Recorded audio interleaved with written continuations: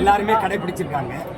திமுக கொடி மட்டும்தான் இதுக்குள்ள இருக்கு. நீங்க பாக்குறீங்க வாழைத்தாறு, அது வந்து உங்களுக்கு தெரியுது. அந்த கரும்பு வாழைத்தாறுலாம் என் மக்களை வந்து அதையும் எங்கள் தாத்தா கோயிலில் வந்து கும்பிட்டு போகும்போது பிச்சுக்கிட்டு போகிறது ரொம்ப அசிங்கமாக இருக்குது. அவர் வாழ்நாள் முழுக்க இருந்த சொத்தெல்லாம் கொடையாக கொடுத்து வாழ்ந்த ஒரு வல்லன். அங்கே இடத்துல எங்கள் மக்கள் வந்து வாழைத்தாரையும் கரும்பையும் பிச்சுக்கிட்டு இருக்கிறது உங்களுக்கு எவ்வளோ கண்ணியமற்றதாக இருக்கும். அவரை பெருமைப்படுத்துறதா இருக்கா, சிறுமைப்படுத்துமா? இந்த வாழை மரம் கட்டி வரவேற்கிறது யாரை சொல்லுங்க? சாதாரண மனிதருக்கு ஒரு கோயிலுக்கு வரும்போது மனிதனுக்கு இதுக்கு இவ்வளோ வரவேற்பு.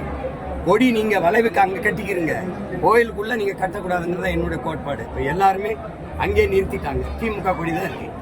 இந்த வாட்டி இந்த வாழை தாரோடு கட்டாம வெறும் வாழை மரத்தை கட்டிருக்காங்க. எப்படியும் கட்டுவோங்கிறீங்க. அது அது இது குறைக்கணும், வருங்காலங்களில் குறைக்கணும். நீங்க ஆற்றுல அழகர் இறங்கும் போது பல லட்சக்கணக்கான மக்கள் கூடும்போது நீங்க கட்சி கொடி கட்டுறீங்களா?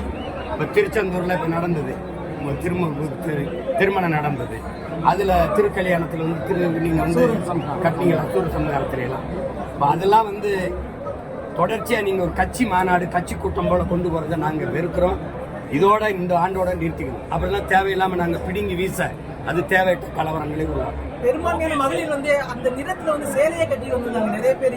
அதெல்லாம் ஆட்சியாளர்கள் செய்கிற அட்டுழி. நீங்க நினைச்சு பாருங்க, இதெல்லாம் தேவையா? நீங்க கோயிலுக்குள்ள இப்படி வர்றது நேர் எதிர்கொள்க. இப்ப என் தாத்தாவுக்கு தங்க கவசம் சாத்தினதை நான் வெறுக்கிறேன். அவர் இருந்தா நீ சாத்திருப்பியா? வாழ்நாள் நான் கூட சின்னதாக ஒரு மோதிரம் போட்டுருக்கேன். ஒரு பொட்டு தங்க அணியாத ஒரு மகான். அவர் சிலுக்கு சிப்பா போட்டதை தூக்கி வச்சுட்டு கதருக்கு வந்து எளிய மகன். புரியுதா உங்களுக்கு? அப்படிப்பட்ட ஒரு எளிய மகனை நீங்க வந்து தங்கத்தை போட்டு அது மூடி மீது அது அவர் விரும்பினாரா? அவர் கேட்டாரா? நீங்க ஏன் அவரை வாக்கு வாங்குற ஒரு எந்திரமா பயன்படுத்துறீங்க? வழிபடுகிற தெய்வமா பாருங்க. நீங்க எப்படி போற்றியலா தூற்றியலா நாங்க எப்படி எடுத்துக்கிறோம்? நீங்க இதை கோயிலா தான் வச்சிருக்கீங்க.